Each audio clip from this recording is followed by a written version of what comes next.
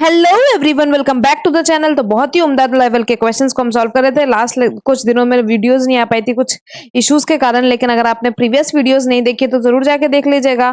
आज के पहले क्वेश्चन की तरफ चलते हैं। डिफरेंट डिफरेंट एई जेई ईएससी लेवल के क्वेश्चंस को लेके आए हैं। तो पहला क्वेश्चन कह रहा है, it has been extensively used as beam columns, plates in construction in a variety of situation such as foundation, flooring, stairs and roofing. Which wood it is? तो इनमें से कौन सा वुड, जो टीक वुड है, सेडर वुड है, timber would है या फिर बैम्बू वुड है, इनमें से कौन सा वुड है यहाँ पर जो बीम्स, कॉलम, प्लेट्स हैं या फिर फाउंडेशन में, फ्लोरिंग में, हमने स्टेयर्स में यहाँ पर यूज किया गया है? तो इनमें से कौन सा वुड यूज किया गया है, जरा हमें बताइए।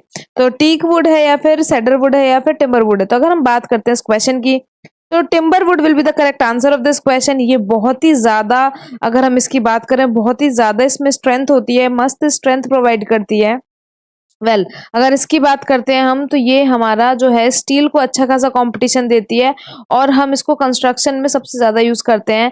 अगर इसकी कुछ प्रॉपर्टी की बात करें, तो जो ये इसकी प्रॉपर्टी में सबसे अच्छा प्रॉपर्टी ये कि एक तो ये हाई स्ट्रेंथ रखती है। इसमें क्या देखने को मिलेगा आपको, स्ट्रेंथ जो है इसकी हाई रहेगी। और जो इसकी कंडक्टिविटी है, जो हीट कंडक्टिविटी है, वो लो है। तो लो हीट कंडक्टिविटी देखने को मिलेगी। लो हीट कंडक्टिविटी आपको टिम्बर वुड में देखने को मिलती है।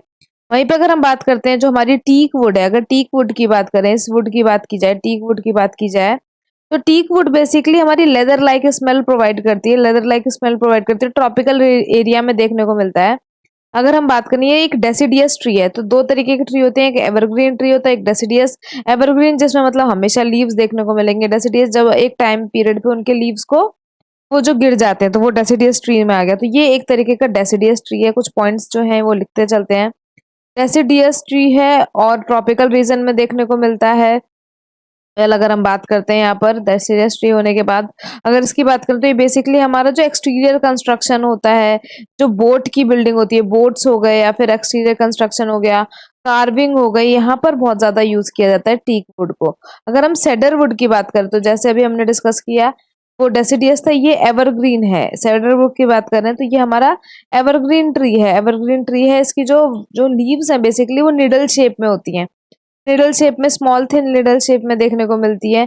अगर इसकी बात करें तो ये कहाँ पे यूज किया जाता है, ये वाली जो ट्रीज हैं ये बेसिकली हमारा सोप को प्रोडक्शन करने में, जो हमारे शैम्पूज हैं या फिर परफ्यूम्स हैं, यहाँ पर इनको यूज किया जाता है। सोप हो गया हमारा, शैम्पू हो गया, और जो हमारे परफ्यूम्स हो गए, यहाँ पर प्रोडक्शन करने में इनको यूज किया जाता है। और अगर बैम्बू की बात करते हैं, तो ये हमारा ग्रास ट्रीज होते हैं, जो ग्रास फैमिली होती है उसका सबसे बड़ा पेड़ है ये। लार्जेस्ट मेंबर है हमारे ग्रास फैमिली का। और इसको भी कंस्ट्रक्शन लाइन में सबसे ज्यादा, बहुत ही ज्यादा यूज किया जाता है। लेकिन इस क्वेश्चन का आंसर हमारा timber would will be the correct answer of this question. अगले क्वेश्चन की तरफ चलते हैं। नेक्स्ट क्वेश्चन क्या कह रहा है? Well, next question है, which of the following is not an essential operation in setting up a plane table surveying? तो प्लेन टेबल सर्वेइंग की जो सेटिंग अप करने में इनमें से कौन सी जो है वो बहुत ही ज्यादा इंपॉर्टेंट एसेंशियल ऑपरेशन नहीं है? साइटिंग द ग्राउंड स्टेशन, ये तो इंपॉर्टेंट है। मीजरिंग द एम्बियंट टेम्परेचर, फिर setting up the plane table, या फिर fixing of the plane table on a tripod. तो ऑप्शंस को देख के भी हम आइडिया लगा सकते हैं कि मेजरिंग द एम्बियंट टेम्परेचर, हमें टेम्परेचर को मेजर करने के लिए प्लेन टेबल का कोई लेना देना नहीं है। टेम्परेचर 35 हो या 40 हो, उससे हमें इतना कुछ खास फर्क नहीं पड़ने वाला। अगर हमें सर्वेइंग, प्लेन टेबल सर्वेइंग करनी तो करेंगे ही। तो sighting the ground station, setting up the plane table and fixing of the plane table on a tripod, ये ज्यादा एसेंशियल हमारे लिए ऑपरेशन है। वहीं पे अगर हम बात करते हैं, जब हम सेटिंग करते हैं, हम प्लेन टेबल की सेटिंग करते हैं, तो सबसे पहला क्या करते हैं, हम फिक्सिंग करते हैं। फिक्स क्या करते हैं, जो हमारा टॉप ऑफ द ट्राइपॉड है उसको हम फिक्स करते हैं, अपने आई के लेवल पे लेके आते हैं उसको, अपनी हाइट है उसके हिसाब से हम उसे फिक्स करते हैं। तो सबसे पहला स्टेप हो गया हमारा फिक्सिंग। सबसे पहला स्टेप है हमारा फिक्सिंग। फिर उसके बाद क्या करते हैं, हम लेवलिंग करते हैं। लेवलिंग करते हैं मतलब क्या है, जो हमारा लेग्स है ट्राइपॉड के, उसको हम अच्छे से मतलब मूव करके हम अपने जो टेबल है उसको लेवल करते हैं। तो फिर उसके बाद हम क्या करते हैं, लेवलिंग करते हैं। और फिर लास्ट में हम जो क्या करते हैं, सेंटरिंग करते हैं। सेंटरिंग क्या करते हैं, सेंटरिंग हम यू फॉर्क हो सकता है या फिर प्लम बॉम्ब हो सकते हैं। तो यू फॉर्क में हम प्लम बॉम्ब लगा के, जो बेसिकली हम उसके थ्रू अपना पता करते हैं। तो हम लास्ट स्टेप क्या करते हैं, जो है वो सेंटरिंग। ये पूछा भी जाता है एग्जाम्स में। तो सबसे पहले हम सेटिंग किया, फिक्सिंग किया, फिर हमने लेवलिंग की और फिर हमने सेंटरिंग किया। ये हमारे इंपॉर्टेंट पॉइंट, इंपॉर्टेंट सेटिंग के मतलब हमारा प्रोसेस है, पर वहीं पे हम बात करें लास्ट में हम ओरिएंटेशन करते हैं। ओरिएंटेशन का मतलब क्या, it is a process of plane table survey of setting the position of board. तो जो हमारी बोर्ड है, जो हमारा बोर्ड है, जो सर्वे स्टेशन पे जो हमारा बोर्ड, उसको हम जो सर्वे जिस पे करेंगे, अब पूरा प्रोसेस करेंगे प्लेन टेबल का, तो उसको हम अच्छे से सेट करना, वही हमारा ओरिएंटेशन है। वेल वहीं पे अगर हम बात करते हैं तो जरा आप ये बताइए, थियोडोलाइट और ये जो हमारे डंपी लेवल होते हैं, इसमें जो हमारा सेटिंग का स्टेप्स होता है वो क्या सेम होता है जो प्लेन टेबल सर्विंग से, या फिर डिफरेंट होता है? और अगर डिफरेंट होता है तो क्या हम लिस्ट परफॉर्म करते हैं, जरा उसको कमेंट सेक्शन में बताइएगा। तो fixing, levelling, centring and last में होता है हमारा ओरिएंटेशन। ओरिएंटेशन प्लेन टेबल को आराम से सेटल करते हैं, ये हमारा क्वेश्चन है। और इसका भी आंसर हो जाएगा, इस क्वेश्चन का आंसर हो जाएगा मेजरिंग द एम्बिएंट टेम्परेचर। पहले अगले क्वेश्चन की तरफ चलते हैं। नेक्स्ट क्वेश्चन है हमारा, horizontal pipe of diameter d1 and joined by the sudden enlargement of d1 d2। d2 is twice the, d2 जो है वो ट्वाइस है हमारे d1 का, तो हमें हेड लॉस पता करना है सडन एक्सपेंशन के कारण। तो बेसिकली एक पाइप चल रही थी d1 और सडन एक्सपेंशन हो गया और वो हो गई हमारी d2, तो ये मेरी d2 हो गई, ये मेरा हो गया d2 और ये था मेरा d1। और मुझे सडन एक्सपेंशन के कारण मुझे हेड लॉस का पता करना है। तो अगर हम हेड लॉस की बात करते हैं, अगर हेड लॉस की बात करें तो हमारा हेड लॉस क्या हो जाएगा? हेड लॉस हो जाएगा कि देखो यहाँ पर एरिया, जो एरिया है बेसिकली हमें कंटिन्यूटी इक्वेशन पता है, a1v1 is equals to a2v2। अब मुझे पता है यहाँ का एरिया ज्यादा तो यहाँ पे वेलोसिटी, यहाँ का एरिया ज्यादा तो वेलोसिटी कम हो जाएगी, यहाँ का एरिया कम है तो वेलोसिटी ज्यादा हो जाएगी, मतलब v1 is greater than v2। तो v1 क्या हो जाएगा? v1 माइनस v2 का स्क्वायर, v1 माइनस v2 का स्क्वायर अपॉन 2g। बस मुझे इसमें वैल्यू पुट करनी है, लेकिन v1 v2 मुझे निकालने तो पड़ेंगे और मैं यहाँ से कंटिन्यूटी इक्वेशन से निकालूंगी। तो एरिया क्या हो जाएगा? Pi by four d1 square into v1, और यहाँ हो जाएगा pi by four d2 square to v2। इसको जरा हम नेक्स्ट पेज पे सॉल्व करते हैं। अगर यहाँ पर सॉल्व करें तो पाई बाय फोर से पाई बाय फोर कैंसिल, तो d1 square into v1 is equals to d2 square into v2, ये सब हमारा हो जाएगा। अब अगर हम बात करें तो यहाँ से मैं क्या कर सकती हूँ, मुझे पता चल गया था कि d2 जो है, जो d2 है वो d1 का ट्वाइस है, वो d1 का क्या है? ट्वाइस है। बस ये वैल्यू को मैं यहाँ पुट कर दूंगी, तो यहाँ क्या हो जाएगा मेरा, बेसिकली अगर मैं इसको पुट करना चाहूँ, ये हो जाएगा मेरा d1 का स्क्वायर इंटू v1, और यहाँ हो जाएगा मेरा 2d1 का स्क्वायर टू v2, और बस यहाँ से हम कैंसिल कर सकते हैं। ये हो जाएगा मेरा 4d1 स्क्वायर और इंटू v2, और ये हो जाएगा मेरा v1 और d1 स्क्वायर। बस हमें d1 स्क्वायर कैंसिल। अब मुझे v1 के टर्म्स में मिल गया, तो v1 क्या है? 4 टाइम्स है v2 का, ये मुझे वैल्यू मिल गई है। v1 क्या है? 4 टाइम्स है v2 का। या फिर मैं क्या लिख सकती हूँ, v2 क्या है? 4 टाइम्स है v2 क्या है? v2 क्या है? 1/4 टाइम्स है v1 का, कुछ भी यूज कर सकते हैं। अगर मैं यहाँ पर HL की बात करूँ, HL हमने देखा था v1 माइनस v2 अपॉन, बस अब यहाँ पुट करेंगे तो v1 हो जाएगा मेरा, v1 की वैल्यू, अगर मैंने v1 की वैल्यू यहाँ पे पुट कर दी तो आराम से पुट कर देंगे तो बस आ जाएगा हमारा आंसर। अब अगर हम इसको पुट करें, बेसिकली अब हमारा क्या देखने को मिलेगा, यहाँ पर हो जाएगा v1 का हम कर देंगे, v1 को लिख सकती हूँ मैं 4v2 और ये v2 और का होल स्क्वायर अपॉन 2g। ये हो जाएगा मेरा 3v2 का स्क्वायर, मतलब 9v2 स्क्वायर अपॉन 2g। तो अब हम देखते हैं कि कौन सा ऑप्शन से मैच कर रहा है। 9v2 स्क्वायर अपॉन 2g हमारा आंसर आ रहा है। Well 9v2 square upon 2g, मतलब D option will be the correct answer of this question. और ये एक अच्छा क्वेश्चन था। वेल यहाँ पर हमें बात करते हैं अगर, तो जरा ये बताइए कि जो हमारे ये माइनर लॉसेस जो होते हैं, माइनर लॉसेस होते हैं जैसे एक्सपेंशन की वजह से, कॉन्ट्रैक्शन की वजह से, तो ऐसे कितने वजह से हमें माइनर लॉसेस देखने को मिलते हैं?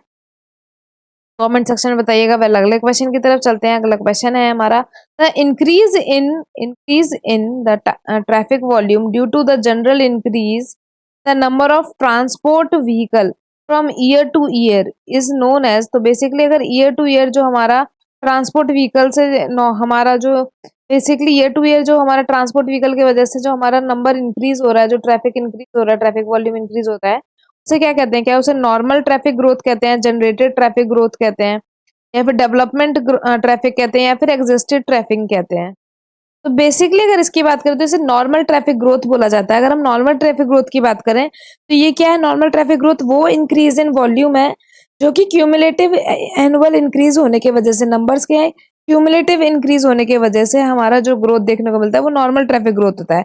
अगर मैं नॉर्मल ट्रैफिक ग्रोथ की बात करूं, जैसे एनटीजी से लिख रही हूं मैं, तो उसमें क्या करेंगे, करंट जो ट्रैफिक है, करंट ट्रैफिक जो है, करंट में जो ट्रैफिक देखने को मिल रहा है और जो उसमें टीपीएफ का मल्टीप्लाई कर देंगे, टीपीएफ का मल्टीप्लाई कर देंगे। अब टीपीएफ क्या है यहाँ पर, ट्रैफिक प्रोजेक्शन फैक्टर, कि किस नंबर से हमारा जो ट्रैफिक है वो आगे बढ़ सकता है, तो ट्रैफिक प्रोजेक्शन फैक्टर हमारा टीपीएफ हो जाएगा।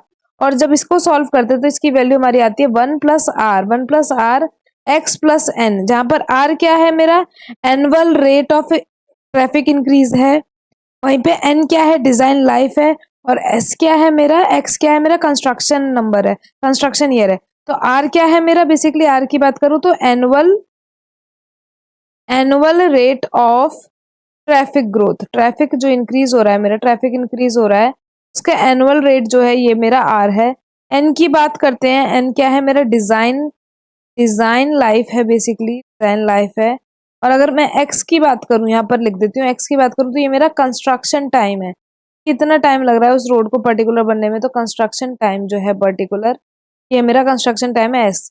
यहाँ से हम ट्रैफिक प्रोजेक्शन फैक्टर निकालेंगे, उसमें करंट ट्रैफिक में मल्टीप्लाई करेंगे, तो हमें जो फ्यूचर की जो ट्रैफिक है हम जो उसको फोरकास्ट कर सकते हैं वही हमारा नॉर्मल ट्रैफिक ग्रोथ हो जाएगी। तो A answer will be the correct option of this question. Next question की अगर हम बात करें, नेक्स्ट क्वेश्चन कह रहा है which of the following treatment unit may be classified as aerobic, facultative and the anaerobic depending on the mechanism of purification. सबसे पहली बात, एरोबिक कौन सा है जिसमें ऑक्सीजन की नीड होती है, एनारोबिक कौन सा जिसमें ऑक्सीजन की प्रेजेंस में जो हमारा डिकम्पोजिशन है वो नहीं हो रहा है, फैकल्टेटिव क्या है कि वो मे ऑक्सीजन का प्रेजेंस में भी कर सकता है और जो अगर ऑक्सीजन नहीं है तो उसके एब्सेंस में भी कर सकता है, तो वो फैकल्टेटिव हो गए। तो तीनों ही चीज किसमें देखने को मिलती है। अगर हम एएसपी की बात करते हैं, अगर हम एएसपी की बात करें, फिर से कुछ हो रहा है, ये अपने आप चलने लगा। अगर हम इसकी बात करें तो एएसपी की अगर हम बात करते हैं, एएसपी की अगर हम बात करें, एएसपी की बात करें तो ये मेरा एरोबिक कंडीशन में वर्क करता है, एरोबिक कंडीशन में वर्क करता है, एरोबिक है, तो इसका मतलब ये तो हमारा आंसर नहीं होगा, एरोबिक प्रोसेस है, एरोबिक कंडीशन में वर्क करता है, तो हमारा एएसपी ये नहीं होगा। बेसिकली अगर हम बात करते हैं यहाँ पर ऑक्सीजन डिस्चार्ज की बात करें, तो जिस प्रोसेस पे एएसपी करता है काम, उसी प्रोसेस पे हमारा ऑक्सीजन डिस्चार्ज भी काम करते हैं। बस ये क्या है, ये एरोबिक सस्पेंडेड सिस्टम है, ये क्या है, एरोबिक सस्पेंडेड सिस्टम है। कौन सा है हमारा, जो हमारा ऑक्सीजन डिस्चार्ज है बेसिकली, अगर मैं इसकी बात करूं तो ये एरोबिक सस्पेंडेड सिस्टम है मेरा। फिर वहीं पे अगर हम बात करते हैं, एरोबिक सस्पेंडेड सिस्टम होने की वजह से बेसिकली आपको देखोगे यहाँ पर एक्सटेंडेड एरेशन देखने को मिलता है, मतलब एक बड़ा सा होगा, वहां पर एक एरेशन चल रहा है, मतलब ये भी हमारा ऑक्सीजन के प्रेजेंस में हमारा होता है। वहीं पे अगर हम सेप्टिक टैंक की बात करते हैं, तो सेप्टिक टैंक हो गया या फिर इमोहॉफ टैंक हो गया, ये दोनों ही एनएरोबिक के एग्जाम्पल है। ये दोनों किसके एग्जाम्पल है, एनएरोबिक के एग्जाम्पल है। यहाँ पर हमारा जो एयर का है ना, वो प्रेजेंस नहीं होता है। अब अगर हम बात करें तो इस क्वेश्चन का आंसर हमारा स्टेबलाइजेशन पॉइंट हो जाएगा। स्टेबलाइजेशन पॉइंट की अगर हम बात करते हैं तो ये एक सिम्बायोटिक रिलेशनशिप चलता है एल्गी और बैक्टीरिया के बीच में, कि एल्गी हमारा ऑक्सीजन के प्रेजेंस में फोटोसिंथेसिस प्रोसेस करेगी और ऑक्सीजन को रिलीज करेगी, बैक्टीरिया उसको यूटिलाइज करेंगे, तो ये जो पूरी प्रोसेस चलती है सिम्बायोसिस, सब एक दूसरे के ऊपर डिपेंडेंट है। ये हमें कहाँ देखने को मिलता है, स्टेबलाइजेशन पॉइंट में देखने को मिलता है। और यहीं पर हमारा जो एरोबिक, फैकल्टेटिव और हमारा एनारोबिक, तीनों ही तरीके की हमें प्रोसेस, मतलब ये तीनों में से कोई भी प्रोसेस देखने को मिलती है हमारी किसमें, स्टेबलाइजेशन पॉइंट में। तो stabilisation point will be the correct answer of this question. Next question के लिए कैलसी लेके तैयार हो जाइए और क्वेश्चन को सॉल्व करेंगे। कैलकुलेट एन अप्रोक्सीमेट एस्टीमेट, तो हमें एक अप्रोक्सीमेट एस्टीमेट निकालना of the building of with the total plinth area. तो मुझे एक टोटल प्लिंथ एरिया भी दे रखा है जिसकी बिल्डिंग में वो है हमारा 500 स्क्वायर मीटर स्क्वायर हमारा टोटल प्लिंथ एरिया है। वहीं पे अगर हम रेट ऑफ प्लिंथ एरिया की बात करें तो वो दे रखा है पर स्क्वायर मीटर में हमारा 3000 रुपीज है। The cost of water supply का कॉस्ट हमें दे रखा है 7% और कंटिजेंसी का कॉस्ट दे रखा है हमें 5%, और इस हिसाब से हमें अप्रोक्सीमेट एस्टीमेट निकालना है। तो सबसे पहली बात, अगर मैं बात करूं यहाँ पर, तो हम कॉस्ट ऑफ बिल्डिंग निकाल सकते हैं क्योंकि मुझे एरिया भी गिवन है और पर मीटर स्क्वायर के हिसाब से मेरे को रेट भी पता है। तो अगर मैं कॉस्ट ऑफ बिल्डिंग निकालना चाहूँ, कॉस्ट ऑफ बिल्डिंग अगर निकालना चाहूँ तो हम इन दोनों को मल्टीप्लाई कर देंगे, जो प्लिंथ एरिया है और हमारा जो पर रेट है। तो अगर मैं 500 से इसको मल्टीप्लाई कर दूं 3000 को, तो बेसिकली मुझे 15 देखने को मिलेगा और कितने 5 जीरो आ जाएंगे, तो 5 जीरो यहाँ आ जाएंगे। फिर अगर हम बात करें इंक्रीज इन द कॉस्ट, अब इंक्रीज कर रहे हैं तो 7% और 5% दोनों को इंक्रीज कर रहे हैं, तो 12% से इंक्रीज कर रहे हैं, 12% से इंक्रीज कर रहे हैं, तो उसको निकाल लेते हैं। अगर टोटल कॉस्ट की बात करें तो 12% हमारे इसका कितना होगा, तो 15 × 10⁵ मल्टीप्लाई बाय 12 अपॉन 100। तो यहाँ से 2 जीरो से यहाँ पे ये 2 जीरो कटेंगे तो ये हो जाएगा 3, ये हो जाएगा मेरा 3। और अगर मैं 15 और 12 को मल्टीप्लाई करूँ, 15 और 12 को मल्टीप्लाई करूँ, तो अभी हम मल्टीप्लाई करके देख लेते हैं। तो 12 5 होता है 60 और 12 1 होता है 12, तो ये हो जाएगा मेरा 180। तो यहाँ से आगे मेरा 180 और यहाँ पे आगे है मेरा 3 जीरो। अभी तो ये, लेकिन मैं वैल्यू को इसको ओरिजिनल जो है उसमें ऐड करूंगी क्योंकि ये तो परसेंटेज इंक्रीज किया है। तो अगर हम यहाँ पर देखें तो हमारा आ रहा था 15 और 5 जीरो 1 2 3 4 5, और जिसमें हमारा अभी कितना आया था 18 और शायद 3 जीरो था। 18 18 एंड 40, 18 एंड 40। तो अब हम इसको ऐड करेंगे, 18 एंड 40, 1 2 3 4 और यहाँ पर 18, तो ये हो जाएगा मेरा 618 1 2 3 4, ये मेरा आंसर आ जाएगा। तो अप्रोक्सीमेट जो मेरा अप्रोक्स एस्टिमेट आया है निकल के, एस्टिमेट जो मेरा निकल के आया है वो ये है। अब यहाँ पर हम वैल्यू को कॉमा लगा लेते हैं, ये तो 16,80,000, 16,80,000 हो जाएगा मेरा आंसर। ये मेरा अप्रोक्सीमेट वैल्यू हो जाएगी। नेक्स्ट क्वेश्चन हमारा, ये बेसिकली अगर हम इसकी बात करें तो ये क्वेश्चन हमारा प्रिज्मेटिक कंपास से रिलेटेड है। तो ये प्रिज्मेटिक कंपास के पार्ट्स दे रखे हैं हमें और उनकी फंक्शनैलिटीज दे रखी हैं। तो सबसे पहले अगर हम मेटल बॉक्स की बात करते हैं तो मेटल बॉक्स क्या है, ये एक केसिंग है जो हमारी प्रोवाइड की जाती है। हम केसिंग प्रोवाइड करते हैं सबके, उसके अराउंड प्रोवाइड करते हैं। तो ये हमारे डस्ट से प्रिवेंट करने के लिए केसिंग प्रोवाइड किया जाता है। तो मेटल बॉक्स का 1 का बी हो जाएगा, ये इससे मैच कर रहा है। पिवट की बात करते हैं, अगर पिवट की बात करें, पिवट की बात करते हैं तो बेसिकली अगर इसकी बात करी जाए तो जो हमारा पिवट है वो हमारा सेंट्रली लोकेटेड पार्ट है। जो हमारा सेंटर में जो लोकेटेड पार्ट होता है वो हमारा पिवट होता है। तो 2 का हमारा क्या हो जाएगा, सी हो जाएगा। वेल, वहीं पे अगर हम बात करते हैं लिफ्टिंग पिन की, लिफ्टिंग पिन की बात की जाए तो ये हमारा जो साइड वेन होता है उसके जस्ट राइट के बिलो में हमारा प्रेजेंट होता है लिफ्टिंग पिन। तो जो हमारा 3 है वो उसका डी हो जाएगा। तो लिफ्टिंग पिन हमारा जो साइट होती है, साइट वेन जहां पर होती है उसके जस्ट पास में प्रेजेंट होता है। और अगर हमें इसको लिफ्टिंग पिन का आइडिया नहीं भी होता तो मैग्नेटिक नीडल हमें पता है ये हमारा कंपास का हार्ट है भाई, उसके बिना तो हम कैसे इसको सॉल्व करेंगे। तो जो हमारा मैग्नेटिक निडल है ये कंपास का हार्ट है, अगर इसको भी कर लेते तो बचता यही हमारा। और हमारा ये हो जाएगा 1 का बी, 2 का सी, 3 का डी एंड 4 का A will be the correct answer of this question. Next question की तरफ चलते हैं। नेक्स्ट क्वेश्चन हमारा कह रहा है कि in a split contrary flexure the speed of the main line of BG. तो हमारा बीजी ट्रैक का 45 किलोमीटर पर आवर है। वहीं पे अगर हम ब्रॉड गेज की बात करें तो 45 किलोमीटर पर आवर दे रखा है। इक्विलिब्रियम कांट दे रखा है हमारा जो कि रिक्वायर्ड है, रिक्वायर्ड इक्विलिब्रियम कांट दे रखा है 7.78 centimetre. If the can't deficiency is allowed, can't deficiency हमें कितनी अलाउड है 7.5 सेंटीमीटर। तो एक्चुअल कांट प्रोवाइड हमें पता करना है ब्रांच लाइन के लिए, ब्रांच लाइन के लिए हमें एक्चुअल कांट को पता करना है। तो प्रोवाइडेड पता है हमें एक्चुअल निकालना है, तो इन दोनों को सब्ट्रैक्ट कर देंगे। तो अगर हम इनको माइनस कर देंगे तो 7.78 माइनस 7.5, यहाँ पे 0 लिख लेते तो ये आ जाएगा 8.2, 0.28 सेंटीमीटर तो मेरा मेन लाइन के लिए। लेकिन यहाँ पर क्वेश्चन में घुमाने वाली बात क्या है, ऑप्शन में हमारा एक मेन लाइन भी दे रखा होगा, ऑप्शन में हमारा एक मेन लाइन भी दे रखा होगा, लेकिन हमें ब्रांच लाइन के लिए प्रोवाइड करना है। मतलब क्या हो जाएगा, अगर ये पॉजिटिव आ रहा है तो मेरी ब्रांच लाइन का वैल्यू हो जाएगा minus 0.28 centimetre. The correct answer of this question. अगले क्वेश्चन की तरफ चलते हैं। नेक्स्ट क्वेश्चन की बात करें तो वो है which one of the following is not a direct stream flow measurement technique. यहाँ पर हमारा dilution method, area velocity method, slope area method and ultrasonic method की बात करी जा रही है। तो जो डायरेक्ट हमारा मेजर करने के लिए, स्ट्रीम फ्लो को मेजर करने के लिए कौन सा मेथड डायरेक्ट यूज नहीं किया जाता है। तो अगर हम डायरेक्ट मेथड्स की बात करें तो डायरेक्ट मेथड्स को लिख लेते हैं हम। डायरेक्ट मेथड्स पता होंगे तो इसमें से हम इसको एलिमिनेट कर देंगे। तो एक तो एरिया वेलोसिटी मेथड जो है हमारा, एरिया वेलोसिटी मेथड वो हमारा डायरेक्ट मेथड है, हम इससे डायरेक्टली स्ट्रीम फ्लो पता करते हैं। फिर हमारा मूविंग बोट मेथड होता है, एक हमारा मूविंग बोट होता है, एक इसमें हम एक पर्टिकुलर सॉल्यूशन डाल के हम डाइल्यूशन भी करते हैं, डाइल्यूशन टेक्निक भी हमारी होती है। तो डाइल्यूशन टेक्निक हो गया, मूविंग बोट मेथड हो गया, मूविंग बोट मेथड हो गया, डाइल्यूशन टेक्निक हो गई। इलेक्ट्रोमैग्नेटिक मेथड हो गया, इलेक्ट्रोमैग्नेटिक मेथड होता है, और एक अल्ट्रासोनिक मेथड हो गया। तो इलेक्ट्रोमैग्नेटिक मेथड भी हमारा होता है और एक अल्ट्रासोनिक। तो यहाँ पर आप देख सकते हो कि जो स्लोप एरिया है, जो स्लोप एरिया मेथड है बेसिकली वो हमारा डायरेक्ट मेथड के अंदर नहीं आ रहा है। इसमें क्या होता है बेसिकली, ये हमारा क्या है, एक तरीके से इसमें क्या होता है, हम मैनिंग इक्वेशन की हेल्प लेकर डिस्चार्ज को फाइंड करते हैं। फिर डिस्चार्ज फाइंड करने के बाद हम डेप्थ को एनालाइज करते हैं। मतलब एक तरीके से इनडायरेक्टली हम पता करते हैं, हम डायरेक्टली पता नहीं करते। तो slope area method will be the correct answer of this question.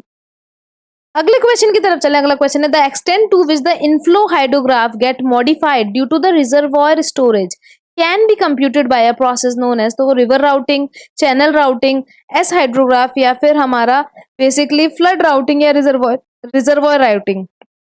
तो जो ये हमारी फ्लड राउटिंग जो प्रोसेस है बेसिकली ये एस्टिमेट करती है, डिटरमाइन करती है जो हमारी स्टेज की हाइट है, कितना वॉल्यूम स्टोर हुआ, जो हमारा रेट ऑफ आउटफ्लो है रिजर्वॉयर से, कि कितनी स्ट्रीम हमारी जो है बेसिकली आउटफ्लो हुई है, ये सब को जो पता करने का जो तरीका है, जो पता करने का प्रोसेस है, उसको हम फ्लड राउटिंग कहते हैं। तो D option will be the correct answer of this question. अब यहाँ पर जो हमारा फ्लड राउटिंग है वो दो तरीके से किया जाता है। एक है हमारा हाइड्रोलिक फ्लड राउटिंग, एक होता है हमारा हाइड्रोलिक फ्लड राउटिंग, और एक होता है हमारा हाइड्रोलॉजिक फ्लड राउटिंग, हमारा हाइड्रोलॉजिक फ्लड राउटिंग। तो बेसिकली हाइड्रोलिक फ्लड राउटिंग की बात करें तो ये बहुत ज्यादा कॉम्प्लेक्स है लेकिन वेरी एक्यूरेट मेथड है। तो ये क्या है, कॉम्प्लेक्स है, ये कॉम्प्लेक्स मेथड है लेकिन वेरी एक्यूरेट मेथड। जब हम पता करते हैं तो हमारा वेरी एक्यूरेट मेथड है। अब हाइड्रोलिक्स है, बेसिकली हाइड्रोलिक लग रही है तो यहाँ पर दो इक्वेशन बहुत इंपॉर्टेंट हो जाती है। एक हमारा कंटिन्यूटी इक्वेशन, एक एवी जो हमारा कांस्टेंट होता है, कंटिन्यू इक्वेशन इंपॉर्टेंट है यहाँ पर। और अगर हम बात करें दूसरा तो वो हमारा मोमेंटम इक्वेशन, एक हमारा हो जाता है मोमेंटम इक्वेशन। दूसरा अगर हम बात करते हैं हाइड्रोलॉजिक की तो ये हमारा सिंपल है लेकिन अप्रोक्सीमेट आंसर देता है। ये क्या है, सिंपल है और कैसा आंसर देता है हमें, अप्रोक्सीमेट आंसर देता है, अप्रोक्सीमेट आंसर देता है। और अगर हम बात करते हैं यहाँ पर कौन सी इक्वेशन यूज की जाती है तो यहाँ पर बस हमारी कंटिन्यूटी इक्वेशन को यूज करते हैं, कंटिन्यूटी इक्वेशन ही जाती है हमारी यहाँ पर। तो इस क्वेश्चन का आंसर हमारा फ्लड राउटिंग हो जाएगा। वेल अगर हम बात करते हैं तो एक क्वेश्चन आप लोगों के लिए आंसर करने के लिए, एक क्वेश्चन आप लोगों के लिए है कि जो हमारी लोअर लिमिट और अपर लिमिट बताइए कि कैचमेंट एरिया की कितनी लोअर लिमिट या अपर लिमिट होनी चाहिए कि हम यूनिट हाइड्रोग्राफ का एप्लीकेशन कर सकें। तो ये क्वेश्चन आप लोगों के लिए लिमिट, जो आप इसका आंसर है लिमिट का वो हमें कॉमेंट सेक्शन में जरूर आंसर करिएगा। थोड़े कम क्वेश्चन किए हैं, नेक्स्ट टाइम से थोड़ा ज्यादा करेंगे। लेक्चर बन ही नहीं पा रहे थे, कुछ चल रहा है इस वजह से। Thank you so much for watching, problem को समझिएगा, like and subscribe our channel.